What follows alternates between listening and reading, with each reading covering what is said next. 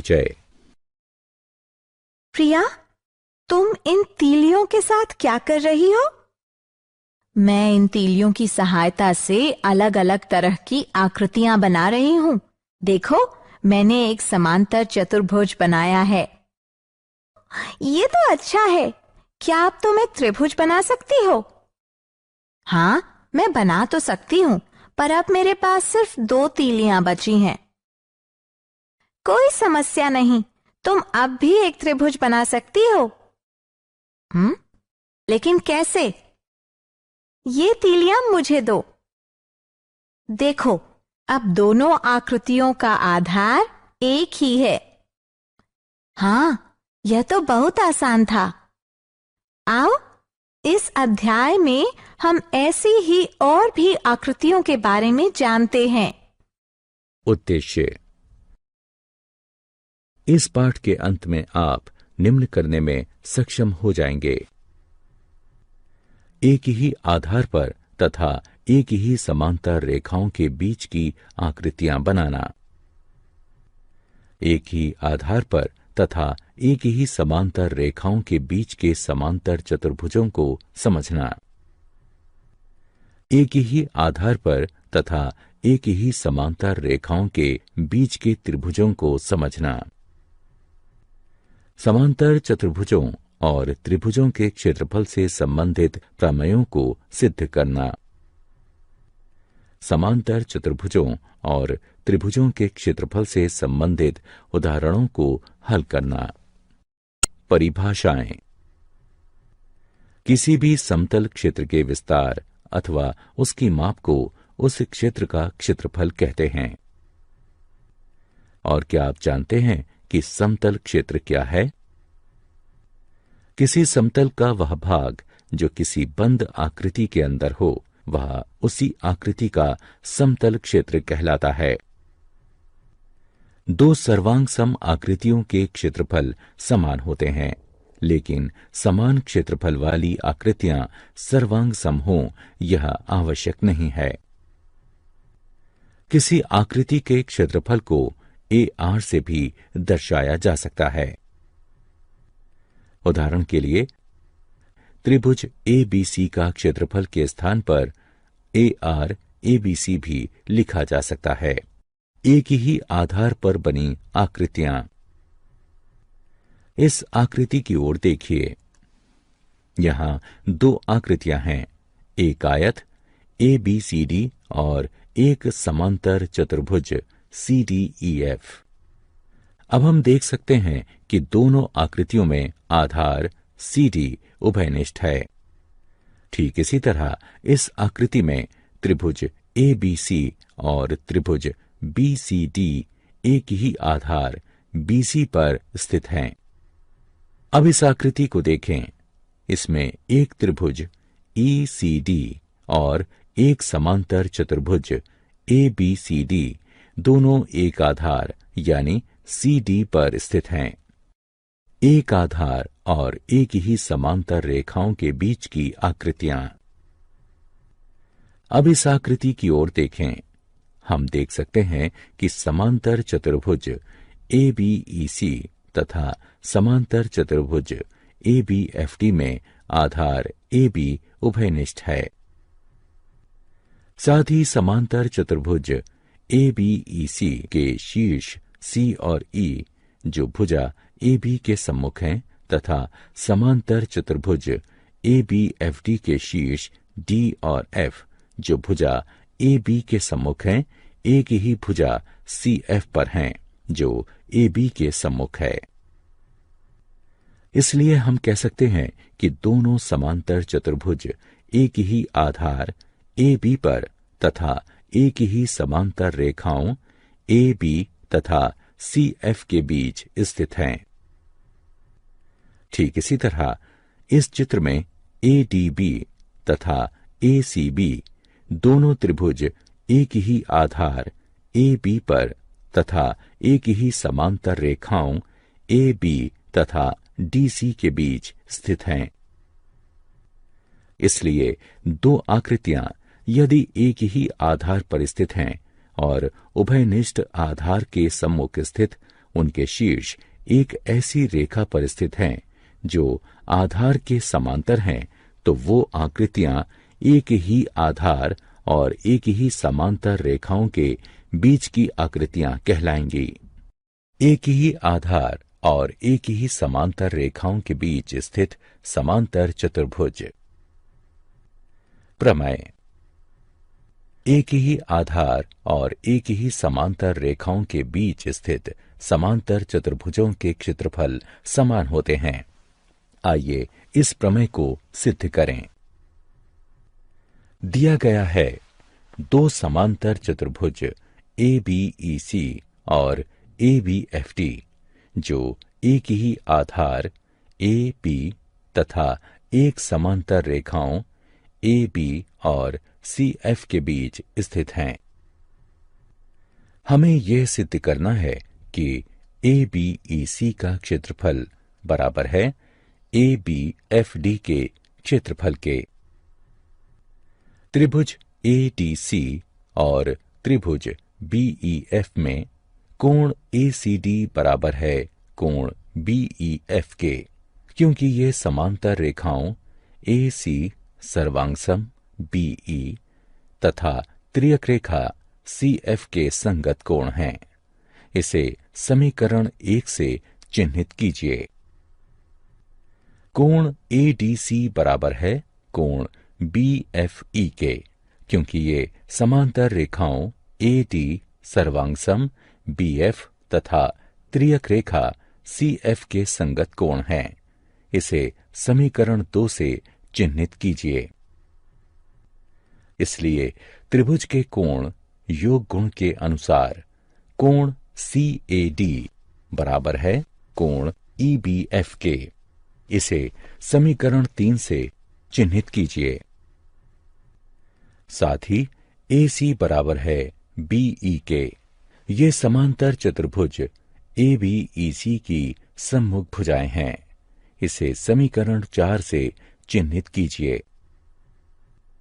इसलिए ASA नियम द्वारा समीकरण 1, 3, 4 का प्रयोग करते हुए त्रिभुज ADC और त्रिभुज BEF सर्वांगसम हैं। जो कि सर्वांगसम आकृतियों के क्षेत्रफल समान होते हैं, इसलिए ADC का क्षेत्रफल बराबर है BEF के क्षेत्रफल के। इसे समीकरण 5 के रूप में चिन्हित कीजिए। अब ABEC का क्षेत्रफल बराबर है ADC के क्षेत्रफल जमा ABED के क्षेत्रफल के। हम जानते हैं कि ADC बराबर है BEF के, इसलिए हम इसे इस तरह प्रमेय का विलोम। अब हम सिद्ध कर चुके हैं कि एक ही आधार और एक ही समांतर रेखाओं के बीच स्थित समांतर चतुर्भुजों के क्षेत्रफल समान होते हैं। इस प्रमेय का विलोम भी सत्य है, जिसके अनुसार एक ही आधार पर स्थित समान क्षेत्रफल वाले समांतर चतुर्भुज एक ही समांतर रेखाओं के बीच स्थित होते हैं। उदाहरण, यदि एक समांतर चतुर्भुज और एक त्रिभुज एक ही आधार और एक ही समांतर रेखाओं के बीच स्थित है, तो सिद्ध कीजिए कि समांतर चतुर्भुज उसी त्रिभुज जैसे दो त्रिभुजों से बना होता है। मान लेते हैं कि एक उभयनिष्ठ आधार BC पर और एक ही समांतर रेखाओं AE और BC के बीच समांतर चतुर्भुज ABCD और एक त्रिभुज EBC स्थित है।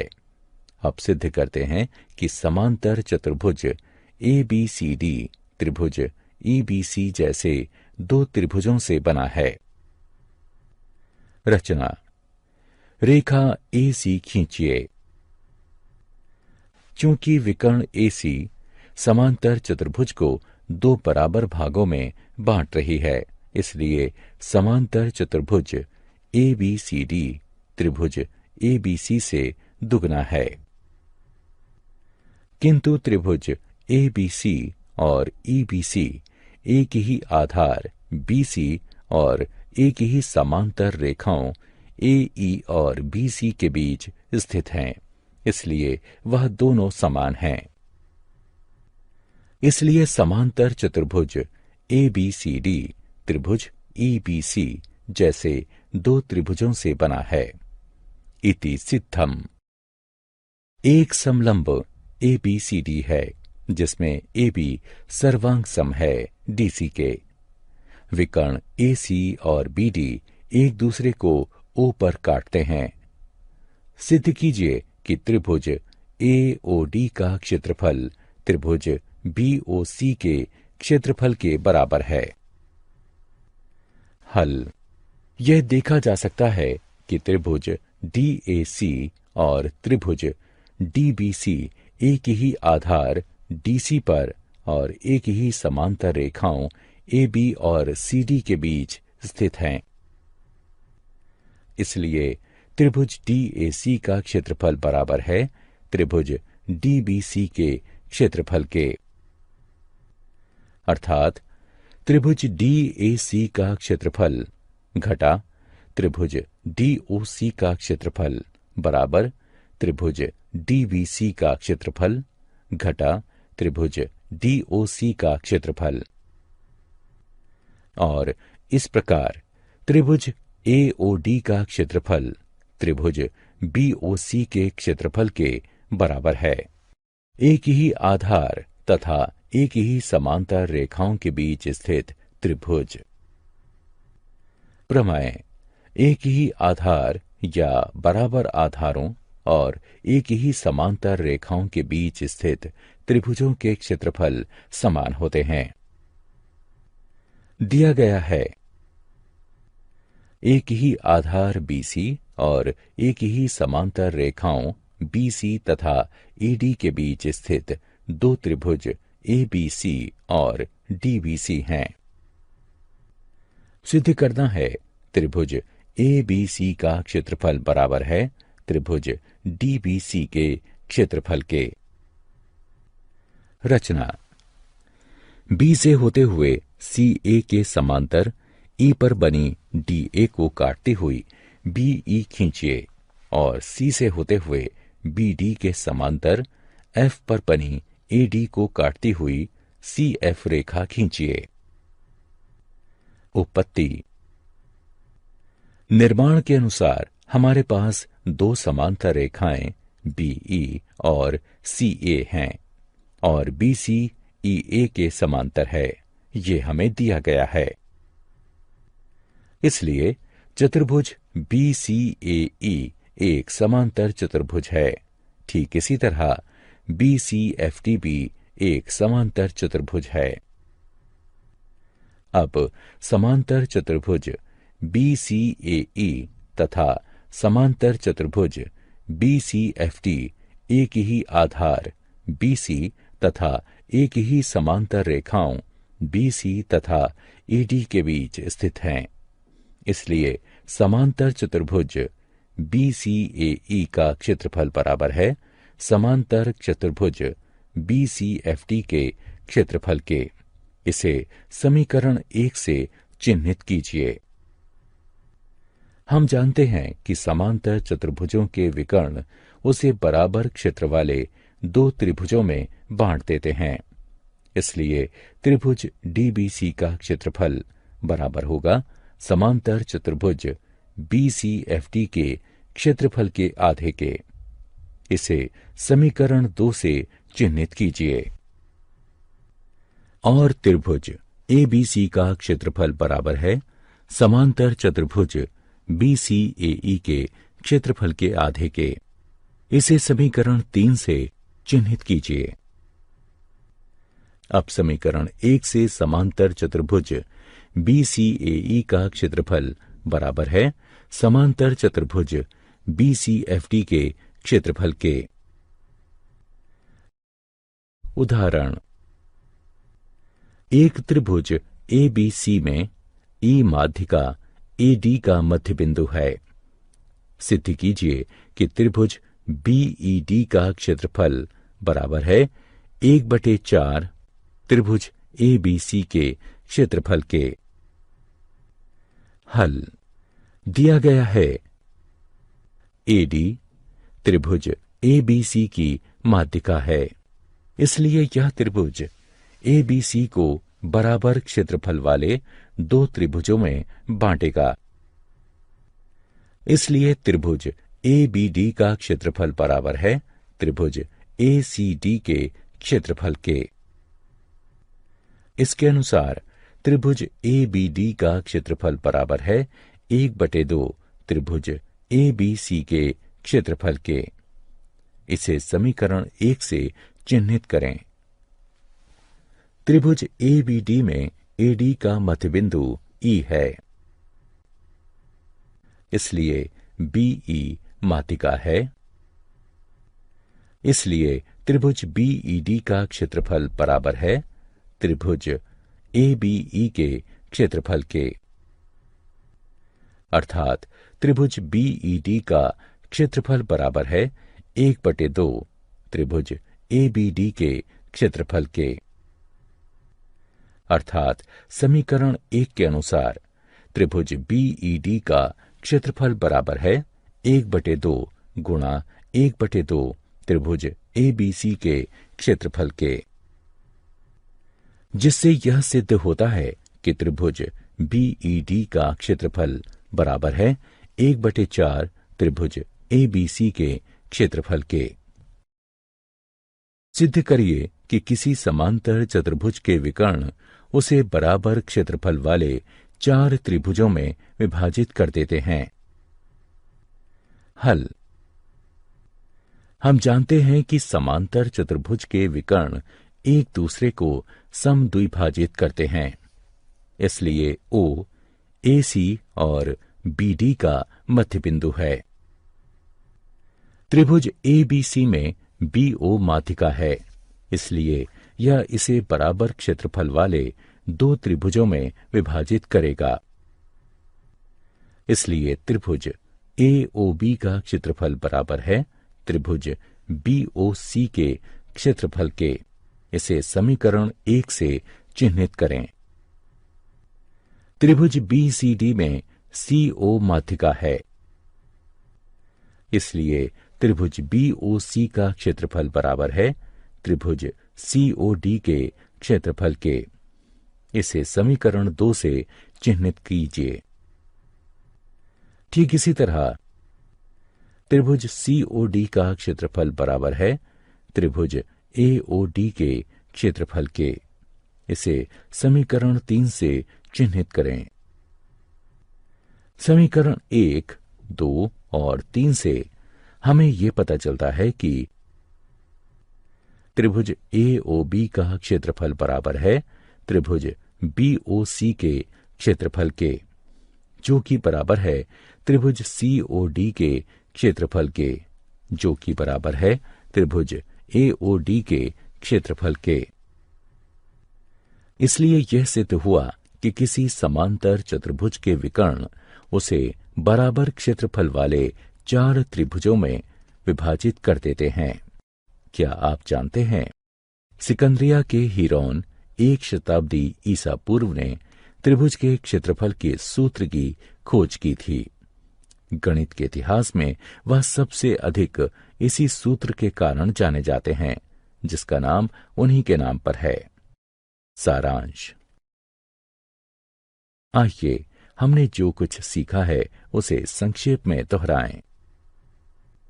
किसी आकृति का क्षेत्रफल वह संख्या किसी इकाई में है जो उस आकृति के अंदर आने वाले समतल को दर्शाती है।